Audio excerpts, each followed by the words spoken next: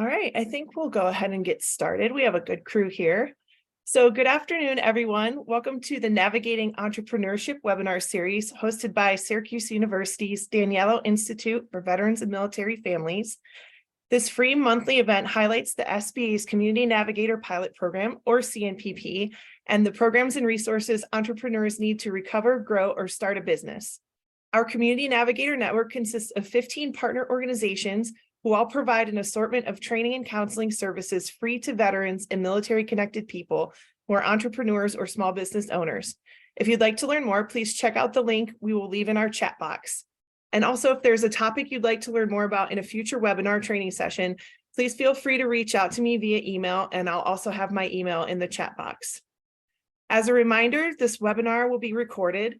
By continuing to be in the meeting, you are consenting to being recorded.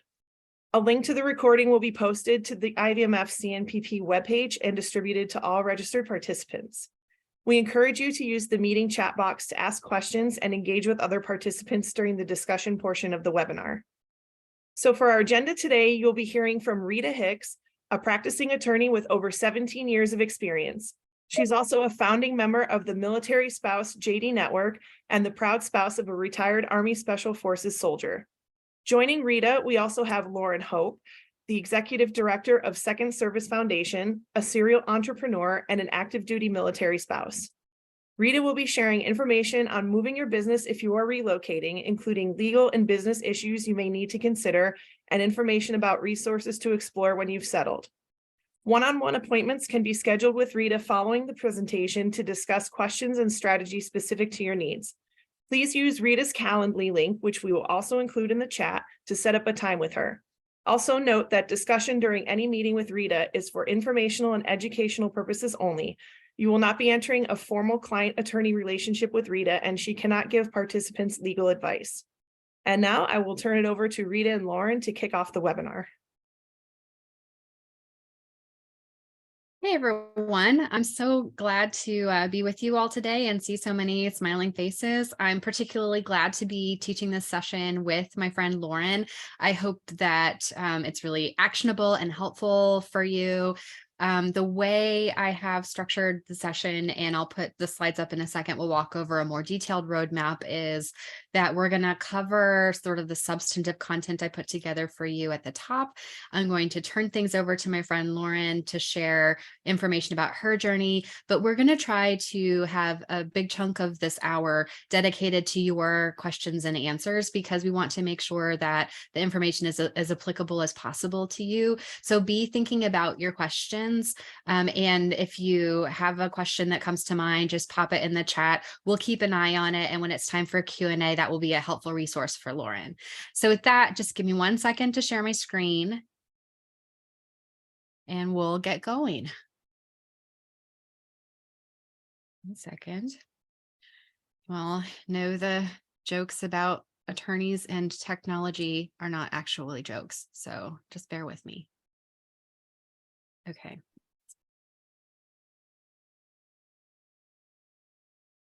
All right. Can I get a thumbs up if you can see my screen? You're good. Great. So today our session is about relocating your business. And as you already heard Amanda say to you, it's going to be high level, hopefully also very actionable for you, but there's not a way that we can cover all of the things that we think you need in one session. Hopefully this will serve as a really good starting point for you and provide you a framework to think about what it looks like to try and move your business. So here's a quick roadmap for you. We're going to do briefly intros here in just a second, briefly, because you'll hear about me as we talk through my slides, and then Lauren will have the opportunity to share more about her story later. Then we're going to move right into the quick tips that I've put together for you for relocating your business. We'll talk about Lauren's journey, and then we'll open things up to Q&A. I need to provide a few quick disclaimers at the top. Some of you in the participant list are attorneys that I know from MSJDN. Hi, guys. Many of you are not, and I think it's really important at the top that we level set. I'm a lawyer, but I'm not your lawyer. So today, what we're talking about is just general principles. And if you have specific questions that you have, or issues that you're dealing with your specific business, it's always good to seek counsel, and particularly counsel where you are located, so that they can help answer your questions in particular. Okay, so Amanda already provided some brief biographical information about both of us, so I won't spend a ton of time on that. I will say, in addition to about 17 years of legal practice, I myself have been an entrepreneur for about the last 4 years. I have a little technology startup that I am working through, and I also do organizational development consulting. You'll probably hear some of that come up in this session. So often when I work with small businesses and nonprofits, I have one foot in legal and one foot in operations and governance. And I really enjoy working through those kinds of challenges to help businesses get started and grow. And I am 100% doggedly Army. So go Army. Lauren, you want to say a few quick words? Exactly. Right.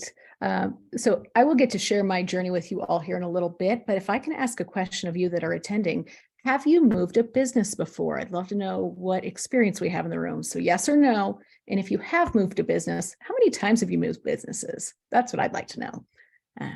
I'll share my story soon. Great. Thank you, Lauren. So here's a theme that you're going to hear from me throughout this session is take notes, lots of notes. Not because I'm brilliant, although hopefully what you hear from me today is helpful, but because so often when we're starting a business and when we're running a business, we're so busy focusing on the day-to-day that we don't take the time to document along the way. But creating a playbook for your business is actually as simple as opening a Google Doc and starting to take copious notes about the things that you do, how you do them, the things you'd like to do, what it might take for those things to work for you. And so I'm going to challenge you to start that practice today if you haven't already, because I think what we're going to work through together today is a bit of a checklist that can help. And it might also get you thinking about documenting the way that you do your business. So take notes and then use those notes to help start documenting your business for you. All right. When I started thinking about this session, what I tried to think through is what's a really sort of helpful framework for helping you wrap your mind around what it might look like to move a business. Because you all know, you've PCS'd, many of you, multiple times. Organization is key to maintaining your sanity. And when it comes to moving a business, it's exactly the same thing. So what I came up with you today is basically 6 big questions that we're going to walk through that will hopefully help provide you that framework for getting organized about, can I move my business? And if I can, what does it look like to do so successfully? So the first question is, what would it take logistically? It's not a very legal question, but it really is the question that you have to start with. The second one is, how do I get registered? Who do I pay and how do I need to pay them? That's the third question. What kind of licenses do I need? It's the fourth question. Do I need bridge resources? And where are my starter networks? So we're going to take each of these questions in turn, and we're going to start with, what would it take logistically? To me, this was a really important place to start because some businesses are easier to move than others. And sometimes whether or not you can move your business, it depends on key factors about your business, but then also about where you're going and what your family needs are and what other circumstances might have an impact on your resources. So before you go all the way down the rabbit hole of the legal and the governance and all of the things that it takes to move a business on paper, it's best to start with making a checklist of the things that you need to make your business successful right now. So if you are doing a business right now, whether it's a baby business you're just starting or a business you've been working on for years, what are the things that you need in order to make that business successful for you? Right. So once you have that list, then the next question is, for each item, is this something you can take with you, or is this something that you can't take with you? That helps you get your arms around what wheels you won't need to reinvent when you land in a new place. And of course, the follow-on question though is, for the things you can't take with you, what would it take to replace them? What does that look like? Does it look like buying new things, or finding new partners, or what things are going to need to happen in order for you to be able to keep being successful in a new place? And it's really just sort of thinking through, what are those things? And then, what impact do those things have on my resources? It might be money. You need to purchase new inventory, or you need to, find new vendors that you can use in a new place, or it might be something else entirely. Maybe it's brain power that you're using where you are, and now you're going to need that same kind of brain power, but licensed in a new state. So just thinking through those key things, what can you take with you, and what needs replacing, and how might you go about replacing it, help you answer the really big question here, which is a move feasible? Because if you go through this process of thinking through what would it take logistically, and there's something on that I can't take it with me list that's a deal breaker, it's really important to know that up front. Usually when you're coming up with what you can take with you and what you can't, you can sort of brainstorm workarounds. We're all very sort of creative people, and we have great networks. But if there's some brick wall in front of you, it's really good to identify it early so that you can decide, okay, if I'm not doing this, is it a different business, and what might that look like? Or am I going to do something else entirely? So what would it take logistically is your first big question. If you go through the process of figuring out what it would take logistically to move your business, and you figure out, okay, this is possible, I can do this, then how do I get registered? And it really comes down to sort of two different questions here. One of them is, can I move my LLC? About half of US jurisdictions will let you transfer your existing LLC to a new state, and about half won't. And in the half that won't let you transfer an LLC, you have to start a new LLC in the state that you're headed to. So doing a little bit of homework about figuring out, what's that process? Is it a transfer process, or is it a situation where I need to wind down the LLC I have where I am and start a new one in my new state? And, what paperwork is involved? Most states have a very good Secretary of State website now with a business section that can walk you through. Their FAQs usually will say what you can do to transfer, or if transfer is not an option, how to set up a new LLC. Usually the forms can be filed online even, but doing a little bit of homework about, if, can I take it with me, or do I need to start a new LLC where I'm going, is the first step. And then once you go through the process of filing a new LLC or transferring, whichever one is appropriate to where you're headed, calendaring follow-ups is really important. You'll see this over and over again, but the biggest sort of pain point for new businesses or businesses that have moved to new jurisdictions is having deadlines that creep up on you. So the more you can just calendar and forget until the reminders tell you that you need to pay attention to it again, the better. Now, one other question to think about as part of this overall sort of registration calculus is, should I move my LLC? Now, there are certainly reasons to keep an LLC where you are. If where you have your business now is a state that you plan on, terminal PCSing back to, or if you know that your move is a really short-term move and then you're headed back to the state where you are, you might consider keeping that LLC and then registering in the new state as a foreign LLC. And whether that's right for you or not is definitely something you should consult one-on-one with an attorney. But if you decide, hey, yes, I think I want to register as a foreign LLC, then it's the same kinds of questions, right? What's the process for filing the paperwork? How do I go about it? Those answers are also going to be on the Secretary of State's website for the state that you're looking at. And the same advice about calendaring follow-ups applies. So how do I get registered is really the first big question, because you can't conduct business in a new place until you're registered there, either as a transfer LLC, a new LLC in a new state, or a foreign LLC. And there are a couple of other considerations related to the foreign LLC piece we'll talk about a little bit later. But for now, that's a sort of brief overview about the registration question. Next question, also really important in terms of minding your P's and Q's, is who do I need to pay, and how do I go about paying them? So if you have businesses now, in the states that you operate, states charge businesses taxes.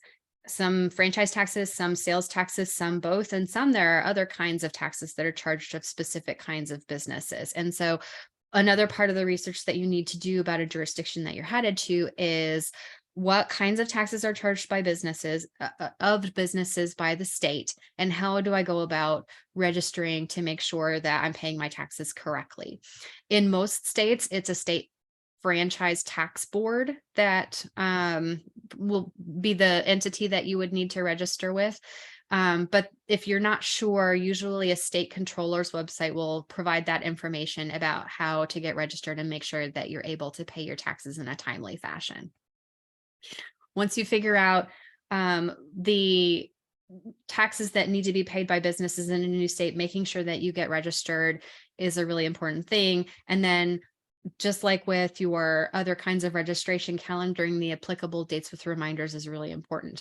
And this one is particularly important in states that have multiple kinds of taxes, because, for example, I sit in Texas, the calendar for paying franchise taxes and what you have to file to pay franchise taxes is a completely separate calendar than sales taxes and what you have to file for sales taxes. So doing a little bit of homework to make sure, okay, for my business, these are the kinds of taxes I need to pay.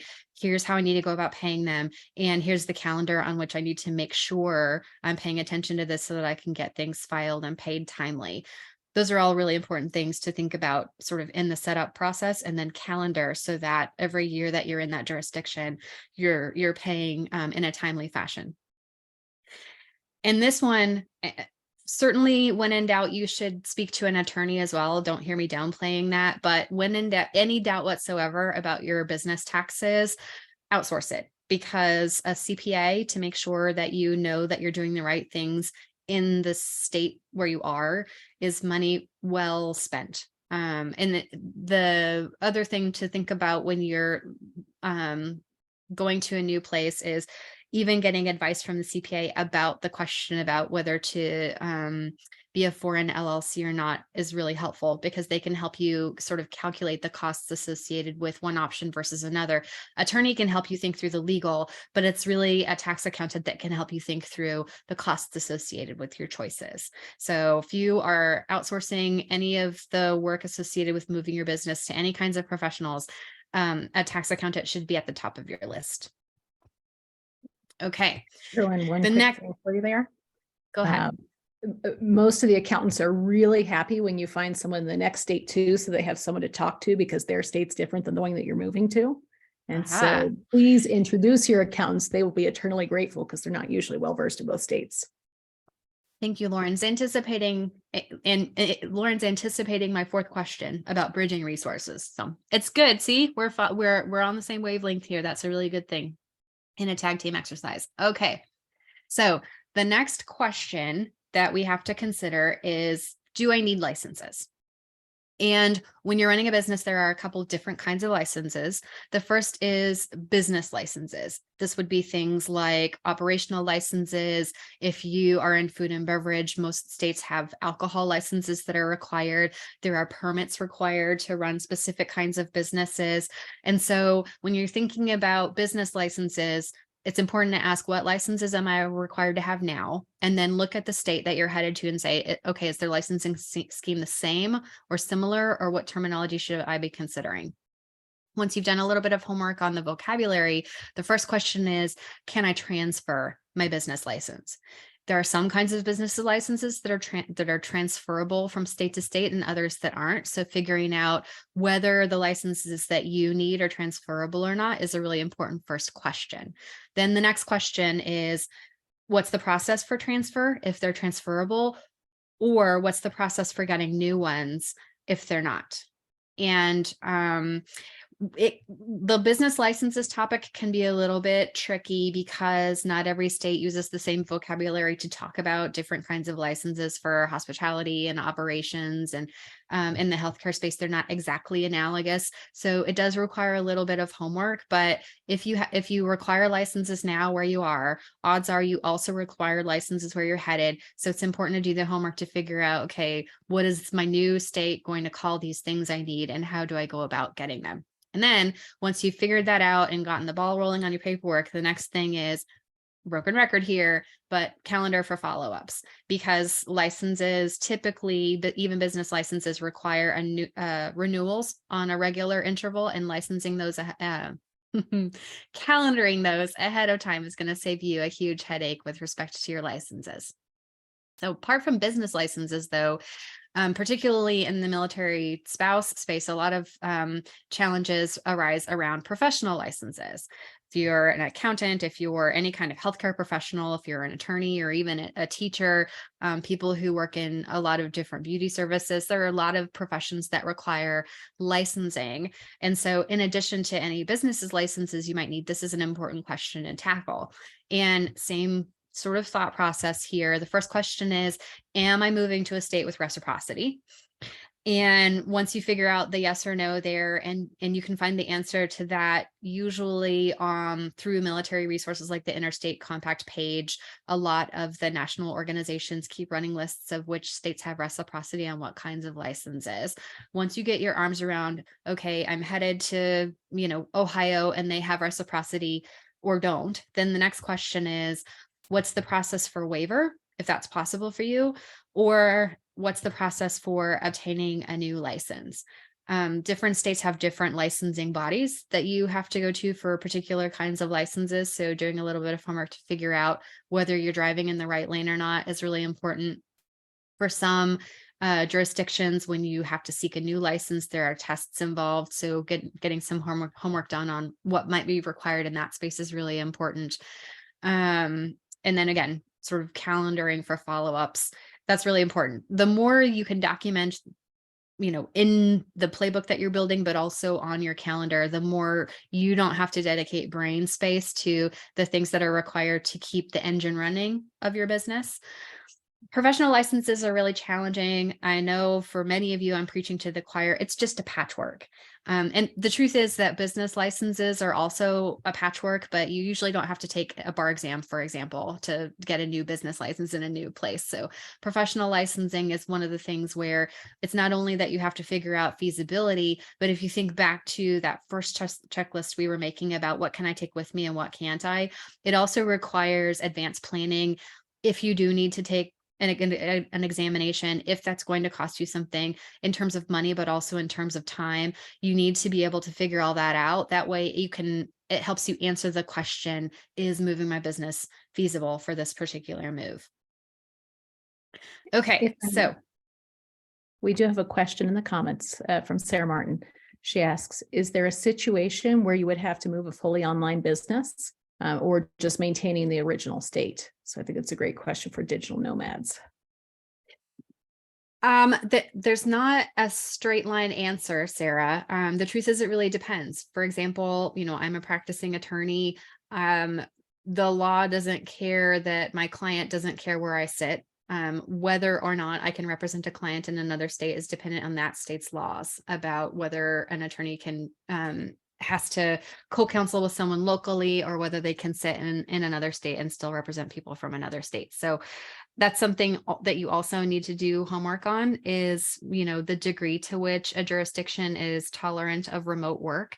I think generally speaking, if you're Oconus, most states have a path to doing digital work as long as your licenses are appropriate to the clientele that you're serving. It gets a little bit, I said Oconus, but if you're here, usually there's a path to maintaining a digital business. If you're Oconus, you really have to consult an attorney and look at the laws to make sure that you can offer that business across jurisdictional lines. The way that our treaties read, and they're not uniform as between various partners, it's important to make sure you know what the law is that might be governing the work that you're doing. Yeah. If I may, I'm going to drop a resource in for Oconus. It's with the IVMF's playbook, right? That's been very helpful for me recently, as I have an employee that's moving overseas. So thank you, IVMF. That's in the chat for anyone who needs it. Great. Good. Okay. So the next question, and you heard Lauren preview this for you a little bit, is do I need bridge resources? And when I say bridge resources, I mean the resources that you might need to help get your business moved from one place to another. Depending on when and how you move, you may have homework where you are and homework where you're leaving that you need to keep a handle on. If you're moving in the middle of the year, you probably need help doing your taxes in both jurisdictions because you will have done business in two places. If you need to transfer licenses or start new licenses or wind down a business where you are, there are lots of reasons why you need good help where you're sitting now and good help where you're headed. So, you have heard me say a couple of times now, I'm big about making lists, but when you're thinking about what will it take to move my business, think about, okay, who's helping me with my business now that I might need to continue getting help from to wind things down or get things transferred. And then who is going to help me when I land in my new place. And then to Lauren's point, it's always good to get those professionals, mentors, advisors, whomever it is, talking to each other, because a very good mentor or professional understands what they do where they are, but not necessarily in other places. And so getting people connected that are trying to help you get your business moved is really important and helpful and will streamline the whole process. Like I said, if you have homework in both places, you need resources in both places. And I think you probably have the things you need where you are, but it's worth thinking about, okay, my CPA that I love where I sit right now, are they licensed in the state that I'm headed to? If not, that means I need to be looking for someone new. Maybe they can help me through their network, or maybe I can find someone through my network. But once I find that person, getting those two professionals connected is really important because they're going to be able to provide you the best advice together. It's always good to be looking for the people that you're going to need to help you before you move, so that you have the time to interview a few people, decide who you feel comfortable with, and then get them connected to the people who are already helping you to see through the transition, particularly if it's professionals. If you have the time, and I appreciate when it comes to PCS, you don't always have the time, but I always think it's good to interview a few different professionals, a few different CPAs, a few different attorneys, because 3 attorneys of the same caliber may do the same job for you, but you'll get a feeling about which one you think you will be able to work with the best. And you should trust your instinct on that. Same when it comes to accountants or auditors or any other kind of professional that you might work with, or even mentors. It's good to give yourself the time to talk to a few people and find out, what's going to serve you best. And then, same deal. I put calendar follow-ups here. It might even be more appropriate to say, meet with your bridging resources on a regular interval. Make sure everyone's on the same page about the process by which you're getting things moved, so that you can put those folks that are helping you move anyway to work, helping you work through your checklist. The last question, again, this is not super legally, but I think it's really important, is, where are my starter networks? We have this amazing sort of national network in the military community, veterans and military spouses, and the organizations that serve us kind of transcend boundaries. But here's the truth. When you land in a new place, you need to figure out how to plug in quickly. And when I am talking about a starter network, what I mean is, who are those first 5 or 6 phone calls that you really need to make, either when you land in a place or before you head to a place, to feel like you know your way around your new community when you get there. So, and you need sort of 2 different categories of resources in that starter network. And the first is for business resources. And one question to ask is, for the national organizations that I work with, do they have a presence where I'm headed? If they do, they can probably get you connected to their local colleagues where you are. And that's great, because that's somebody that you already know before you move to a new place. For those of you who work with the Small Business Administration through their SCORE mentors or through their small business development centers, there are SBDCs and SCORE mentors in a lot of communities. And if you're working with those resources where you are, ask them to help you get connected to the people where you're headed. And they're always very, very glad to do that. Plenty of other national organizations can too. If you are involved with Bunker Labs, for example, they can get you connected from one chapter to another. So just thinking about, what are the organizations I'm already a part of, and how might they be able to make it easier for me to get connected where I'm headed? Once you've sort of figured out who are those national organizations that can help me get connected, the next question really is, what are the local resources I should check out? So if you're part of professional associations or chambers of commerce where you are, or other kinds of local organizations, odds are there are similar organizations where you're headed. They might not be called the same thing and they might not be exactly the same, but they still exist for the purpose of helping you be successful in your business. And they are always very excited to welcome new businesses to new communities. So figuring out what are those couple of resources that I think look like they could be really helpful to me where I'm headed, and reaching out to those local organizations when you're headed to a new place is a really, really good way to get connected. And the best thing to do, whether it's getting connected with a local office of a national organization or a new local organization that you think might be helpful, is just ask them how you can get involved. Because they won't just give you resources, they'll point you to the events that they think will be most helpful to you in getting to know your new community. And that's not only good for your business, but it's also good for building new relationships where you are. And I have always found this to be a tremendous way to meet not only people that have been helpful in my business, but also some, really close friends in new communities that can help you navigate even questions like, what school should I think about for my kids, or what neighborhoods should I think about? I mean, these are really great local resources who've had the benefit of being in one place for a while, and they can help show you the ropes in a new community. So apart from these sort of business resources, of course, we always know that there are military spouse resources as well. So same kind of process going through in your mind, what are those military spouse groups that might exist where I'm going? And can I get connected to them now to say, hey, I'm headed there. Who can help me? Who would like to meet? I'd love to, get to know the community. Who has ideas about the kinds of events I should attend? And then, same question, how can I get involved? Because the quicker you can figure out how to plug into a new place, the quicker you'll feel like you can navigate it. And we all know how very important confidence is in business. Feeling like you have at least a little bit of a handle on a new place when you land there to start growing your business again is very empowering. And I hope what you've heard from me, like all through all of these different slides, is questions to ask to empower yourself, figuring out, can I move my business? What might that look like? How do I get it registered? How do I make sure I'm paying my taxes? How do I make sure I have tapped the resources that I need? How do I make sure I've thought about the network that I need? These are all really important questions to ask yourself to get your business positioned, but also just to put you in the mindset to grow your business again in a new place. You've already done it once already, and it can feel daunting to have to start all over again. But here's the truth. You don't have to totally start all over again if you've done a little bit of this homework.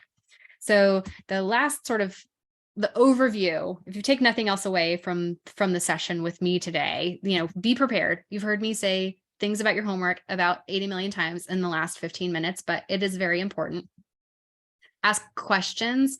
People love to help curious people. So whether it's the professionals helping you, or the organizations you're contacting, or the network that you have, if you just ask for help, people are always willing, particularly people who are really invested in helping small businesses grow. And most importantly, do not do it alone. Entrepreneurship is lonely enough already. Don't feel like you have to figure out how to move your business all on your own or grow your business all on your own. Reach out to individuals and organizations. People want to help you. All right, so with that, I'm going to turn things over to Lauren. I'm going to stop sharing my screen so she can share hers and tell you a little bit about her own entrepreneurship journey.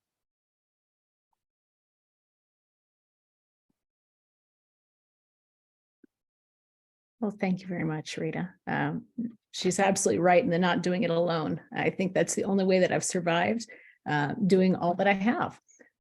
So that you're all tracking, I have 3 different businesses currently. I'm a military spouse of 17 years. We're still active duty.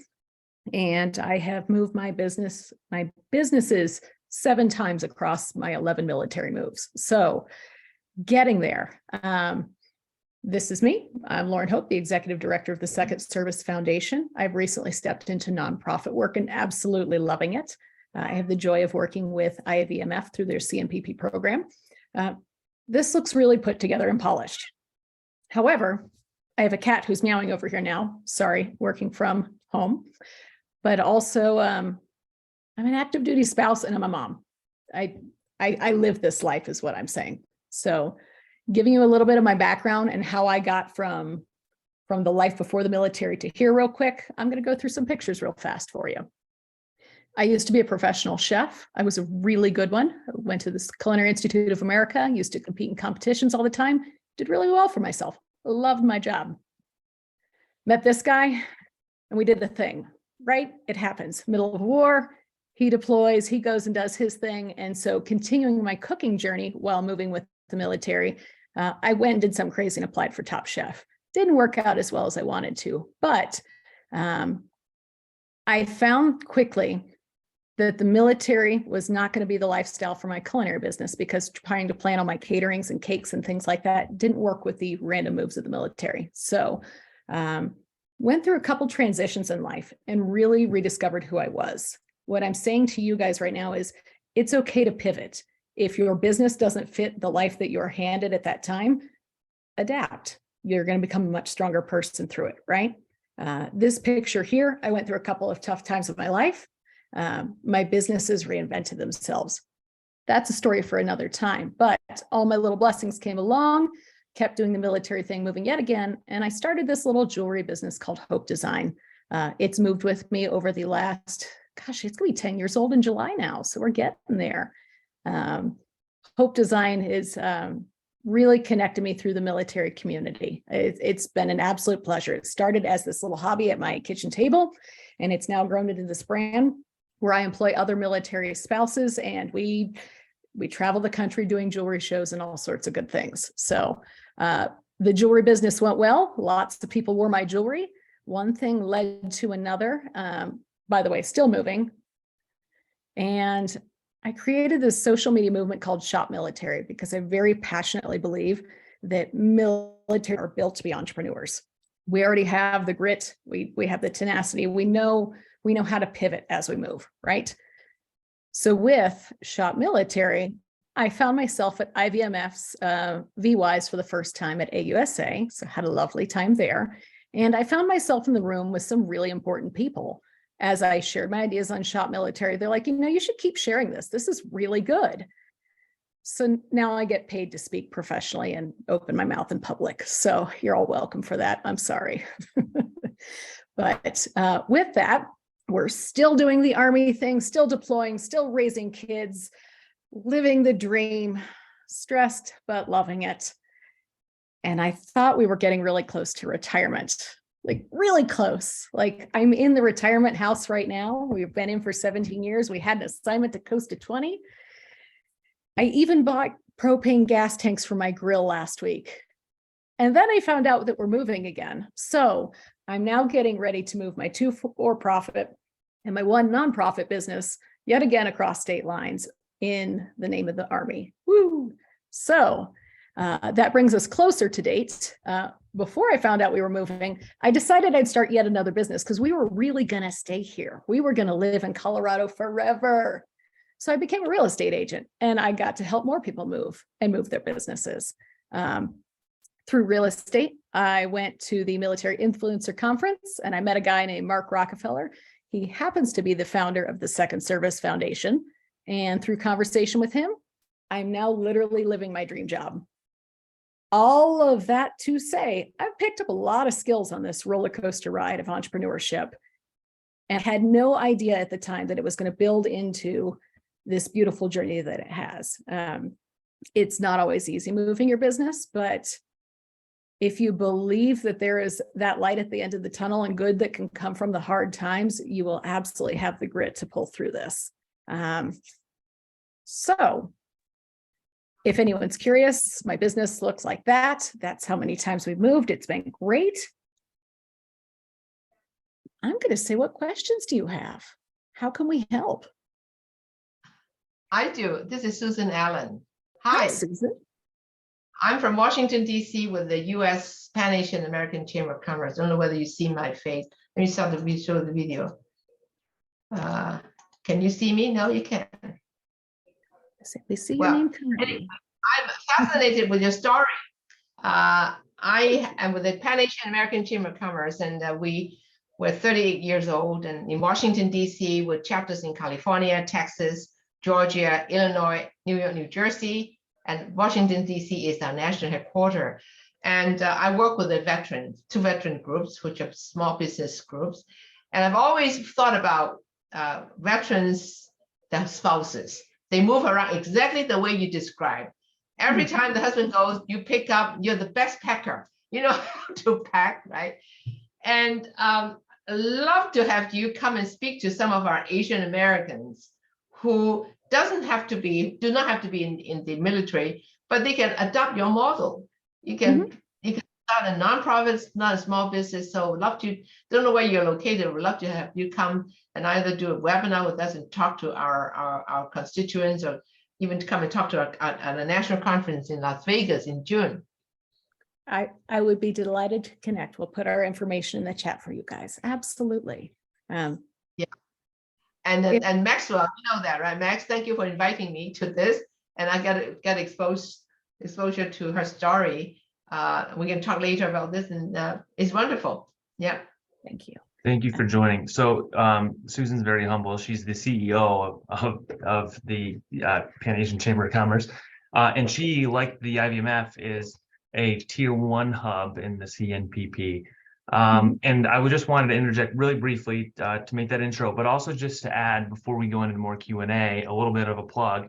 So for context, I mean, we heard Amanda's intro about how the CNPP is comprised of 15 partner organizations.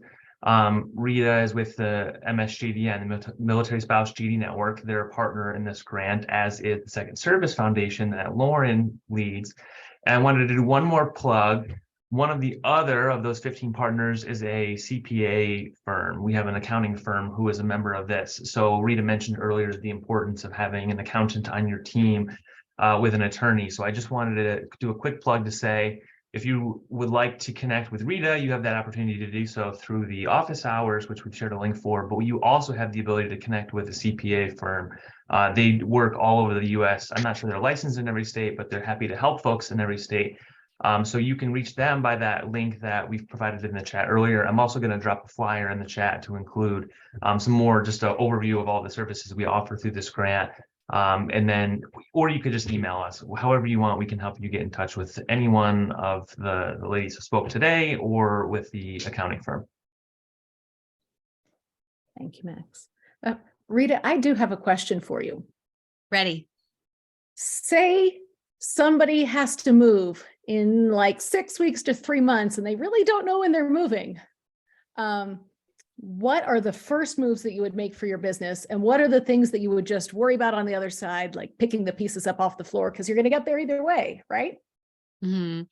So I think sort of starting with the logistical questions is the very best place to start, because all Lauren really is talking about is what runway you have to actually move your business. The questions are the same. It's thinking about what makes me successful now that I need to either be able to take with me or replicate where I'm headed. What might I need to find where I'm headed? And how do I get registered where I'm headed so that when I hit the ground, I can hit the ground running? And if you have that longer runway to do a little bit of research, that's really good, because it gives you the ability to lay some groundwork about any resources that need replacing, reach out to some folks in your new network to ask some questions about sort of how to get connected before you get there. But the questions are the same, whether you have 6 days or 6 months to prepare. The only thing that I know is really hard when you aren't really sure when you're leaving is figuring out when to start doing things like marketing or sales outreach or planning events. That kind of thing I know can be really hard, but all of those things are made easier by having laid the groundwork. So if you're stuck in a holding pattern anyway, that's a really great way to spend that time, is sort of focused on the essentials of making sure that your framework is set. Okay, absolutely. In one of my recent experiences moving a business, like I'm finding out the ask for forgiveness, because I don't always have my ideal situation. And so that helps quite a bit. I found a lot of the government agencies are willing to work with me too. Whenever I say, you know, we tried, we're here now, I'm trying to pick up pieces, and they'll help lean in and even waiving fees and that kind of thing. I had friendly people at the IRS, if you can believe it. So So the thing about the Secretary of State's team that deals with businesses, or your local franchise tax board, or your state controller, they exist to bring more economic activity into a state. So they want to help you be successful. And when I number two thing, right, that you should remember from my session is ask questions. Pick up the phone and call. If you're trying to figure out the answers to the registration question, for example, or the taxation question, and you just cannot understand the website, just call the office. It might take a little bit of time for someone to get back to you because most of those staffs are small and overworked, but they are always very happy to answer questions. They can give you advice about how to start things the right way. They can also give you advice about how to fix your oopses. And there are going to be oopses. That's fine. It's not something that you should be embarrassed about or worried about, but it is one of those things where you should pick up the phone and call and say, hey, I think I did this wrong. Can you please help me fix it? And generally speaking, you'll find people very willing to help you either get things right the first time or fix them if they weren't quite right the first time. beautiful. By the way, if anyone else has questions, please feel free to drop them in the comments. Otherwise, I'm just going to use this as a let me ask Rita all the questions I have personally, because I've got a lot of things to work on now. So I'm ready either way. all right. I have a question. Yes, So when it comes to possibly moving your business internationally, what Mhm. nuances or differences would there be to this format you laid out? Yeah, great question. No differences in terms of the questions that you need to ask yourself, but that makes making sure you connect with the right professionals even more important. If you're moving to a foreign jurisdiction, making sure you talk to an attorney in that jurisdiction and an accountant in that jurisdiction, so that they can tell you what it would take to move your business. Those are the really sort of most important first questions so that you can figure out the feasibility question. And the network is usually this network, IVMF's network, all of the partner networks are usually a good place to find those professionals. But especially when you're moving out of the country, treat them like they're your best friends. Ask them all the questions, and let them tell you, hey, is this something you can do? And what would it look like to be successful doing it? Can I follow up on that? We're facing a move to Japan.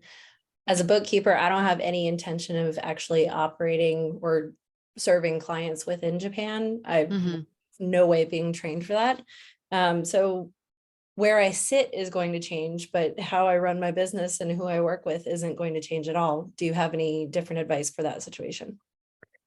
A little bit. So if you are serving clients here, then you have all the licensing that you need. And if you don't plan on moving your LLC, that's probably fine also.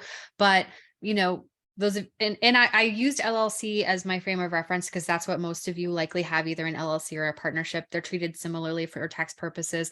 We can talk about corporations and office hours if any of you have those questions, but LLC is a pass through. And so how you do business has an impact on your personal taxes too. So particularly if you're moving OCONUS, it's important to talk to a tax advisor that has expertise helping people who've made international moves to make sure that your business has paid the right taxes, certainly, but also to make sure that your personal taxes don't take a hit by operating outside of the country. And I think it's worth talking to an accountant, even on the front end of, are there any things I need to do to move my business? Or are there any things I need to change about the structure of my business to make operating outside the country easier on my personal taxes are the important questions to ask. We do have another question, Mr. DePrimo. Yes, how are you? So I have two questions, one for each of you. So Rita, I'm going to start off with you. If I wanted to expand my company and I was already operating my LLC in one state, such as New York, and I wanted to operate in additional states while still maintaining my LLC in New York, I wouldn't have to register that, or I would have to register that with additional states as a foreign LLC while still maintaining my LLC in the original state. Great question. So if you plan on being in multiple states, You have your home LLC. The two things you need in any other jurisdictions you want to operate in from a legal perspective are registering as a foreign LLC. And then most states require you to have a registered agent who oversees that foreign LLC in that new state. And there are businesses, their whole business model is being registered agent for businesses that are located in other places. That's typically the easiest way to handle having a registered agent in a place where you're registered as a foreign LLC, but you would need that in each of the additional jurisdictions that you plan on operating in. And then same deal, figure out who are those taxing authorities, because foreign LLCs are taxed in their state of operation also. So getting your foreign LLC registered, getting a registered agent, and then making sure you've filed the appropriate paperwork to be taxed in each of the jurisdictions where you want to operate is how you get going. Great, thank you. I appreciate that. And Lauren, my second question for you. You said you went to a conference where you met Mr. Rockefeller. I just wanted to find what was the name of that conference, because I would love to learn of more opportunities for networking. Absolutely. Actually, I've seen Rita there before. So we go to the Military Influencer Conference. It's held every fall, usually late September, October, or November. This year it happens to be right around Veterans Day. I believe it's like November, maybe 8th to the 11th. Don't quote me on the exact dates, but right around there. It's a phenomenal conference because it brings in people from all corners of the military space. And so it's a great way to expand your audience and get to meet new people. Absolutely love that one. And let's see here. Doing the registered agent that she was just talking about. For our nonprofit foundation, we happen to use a group that is a veteran-run business called Clearly Compliant. They keep my foundation compliant in all 50 states because we have to be registered, because I collect donations from all 50 states. So I just shout out, they do a wonderful job for a registered agent. All right. Let's see here. Marianne, I have you next in the chute. I just wanted to add very briefly for anyone headed overseas, if you're associated with the military, find a CPA or a professional who understands what your SOFA agreement is for the country you are headed to. A random CPA has no idea what the SOFA agreement means. Somebody who has been stationed in Japan is not going to be able to give you the same answers as somebody who has been stationed in Italy. Their SOFA agreements vary widely. So just one more piece of information to keep in mind is that you need to know what the agreements are for where you're headed, and find a professional who understands what those agreements are. Thank you, Marianne. That's exactly right. Also, hi. I'm so excited to see Hi. other members of MSJDN on this call today. All right. Let's see here. Hannah, do you have a question? Lauren, how are you? So good to see you.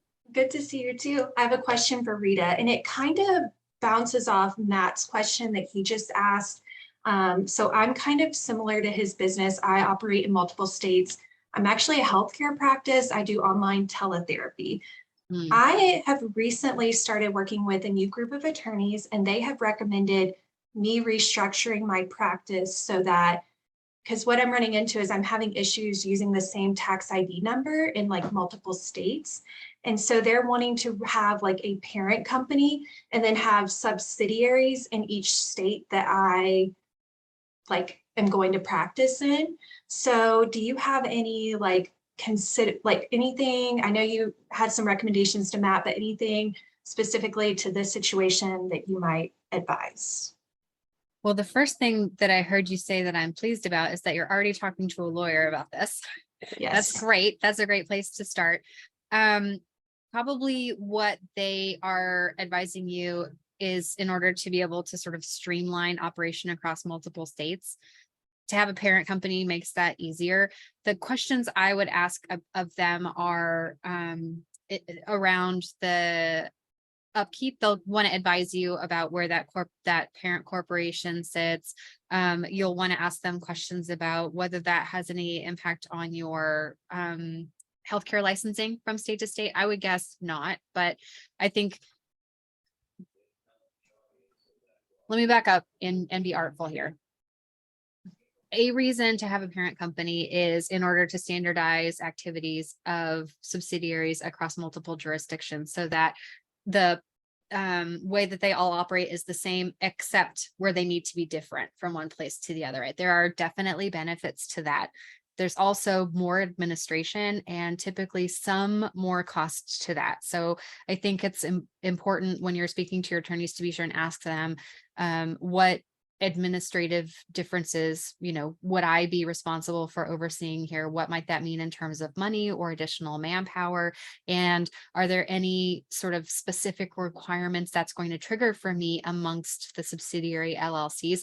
And I doubt they would be particularly burdensome. You're already operating multiple places, but just sort of understanding what will be required of me so that I can calendar it and make sure that it doesn't fall through the cracks and make sure that I'm doing things the right way. Those are just making sure that you understand the administrative piece of it, and then also what it'll mean in terms of resources and filing and those kinds of questions. But I think